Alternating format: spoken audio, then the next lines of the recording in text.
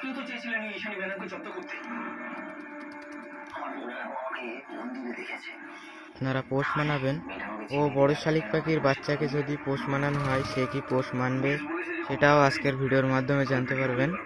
ও শালিক পাখির বড় বাচ্চাকে যদি পোষ মানানো হয় সে পোষ মানবে অবশ্যই, কিন্তু সে যদি বাসা থেকে সবে উড়ে আসছে এমন বাচ্চা যদি হয় আর তাকে আপনি ধরে তাকে পোষ মানানোর চেষ্টা করছেন তাহলে সে অবশ্যই পোষ মানবে। সে পোষ মানতে পারে আর কি, মানবে এর কোনো গ্যারান্টি নাই। আর আপনি যদি 1.5 থেকে 2 মাসের বাচ্চা ধরে তাকে পোষ মানানোর চেষ্টা করেন তাহলে সে কোনোদিনও পোষ মানবে না, কারণ সে তার বাবা মাকে চেনে, সে অনেকদিন যাবৎ তার পরিবারের সাথে থেকেছে, সে জানে সে একজন পাখি, সে কখনোই একজন মানুষের কাছে পোষ মানবে না। সেই জন্য এমন একটি পাখি ধরতে হবে যে সবে বাসা থেকে উড়ে এসছে এমন পাখি ধরে পোষ মানানোর চেষ্টা করতে হবে, তাহলে সে পোষ মানতে পারে। তো বন্ধুরা এবারে এই বড় শালিক পাখির বাচ্চা পোষ মানানোর কিছু উপায় বলে দিই।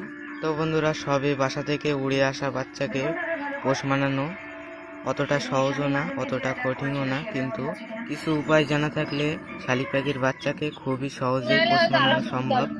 তো বন্ধুরা এরকম পাখি আমি একটা পেয়েছিলাম যেটা একদম বাসা থেকে উড়ে আসছিল আর আমি তাকে ধরে পোষ মানিয়েছিলাম। সেই পাখিটিকে আমি ছেড়ে দিয়ে পালতাম, আপনারা হয়তো জেনে থাকবেন, তারা হয়তো জেনে থাকবেন।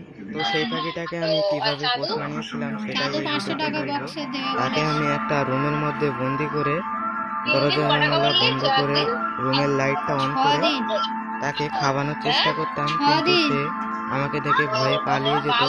কিন্তু আমি তাকে 2 থেকে 3 দিন পোষ মানানোর চেষ্টা করার পরে তার ভয়টা একটু কমে যায়, সে আমাকে আর ভয় পেত না, একটু ভয় পেত, কিন্তু অনেকটাই পোষ মেনে গেছিল, সে আর আমাকে ভয় পেত না। তাকে আমি কাঁধে বসিয়ে হাতে বসিয়ে রেখে দিতাম, তাকে খাইয়ে দিতাম, গোসল করিয়ে দিতাম, সে আমার সাথে খেলতো। এরকম করতে করতেই সে আমার অনেক ভালো পোষ মানা পাখি হয়ে যায়। কিন্তু সেই পাখিটা একটা সময় উড়ে চলে যায়নি, হয়তো কেউ ধরে নিয়েছিল, তাকে আমি ছেড়ে দিয়ে রাখতাম, তো সে সবসময় উড়ে এখানে ওখানে চলে যেত, তাকে হয়তো কেউ ধরে নিয়েছিল। তো বন্ধুরা যাই হোক, এভাবেই কিন্তু একটা শালিক পাখি পোষ মেনে যায়। আর যদি সে আপনাকে ভয় পায়, আপনার থেকে দূরে থাকে, আপনার থেকে খাবার খায় না, তাহলে সে পোষ মানবে না।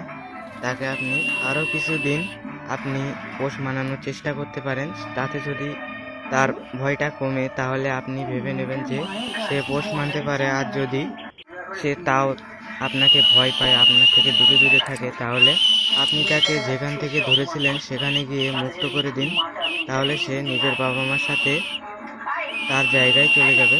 তো বন্ধুরা আমি আগে কিভাবে শালিক পাখি পালন করতাম ও কিভাবে আমার শালিক পাখিগুলো উড়ে চলে গিয়েছিল এই নিয়ে একটা লাইভ স্টোরি ভিডিও আসবে, ভিডিওটা কিছুদিনের মধ্যেই দেখতে পাবেন।